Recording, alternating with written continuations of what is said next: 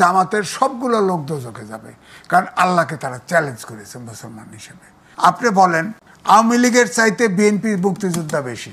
মুক্তিযোদ্ধা তিনি তো বিএনপির তরফ থেকে উচ্চ নেতার থেকে তাকে টেলিফোনে বললেই তো হতো যে আপনি একটু স্লো যান বা এই করেন। শোকজ করার প্রয়োজনটা কী ছিল? এই মেসেজটা কি গেল? তার মানে কি বিএনপির মুক্তিযোদ্ধা বিএনপির কাছে আশ্রয় নাই? বিএনপির কাছে আশ্রয় থাকবে না? আমিও তো সর্বকনিষ্ঠ মুক্তিযোদ্ধা ছিলাম, তা আমরা যাবো কোথায়? আমরা কি জামাতে জয়েন করব?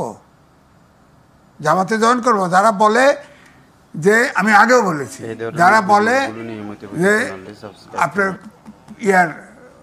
জামাতকে দাঁড়িপাল্লায় ভোট দিলে ব্যস্ত পাওয়া যাবে, আজকেও বলেছে জামাতের সেক্রেটারি জেনারেল, জামাতকে কোরআনের আইন বদলানোর অধিকার দেওয়া হয়েছে, আল্লাহ দিছে। বলেন কত শিরক কথাবার্তা। এই জন্য আমি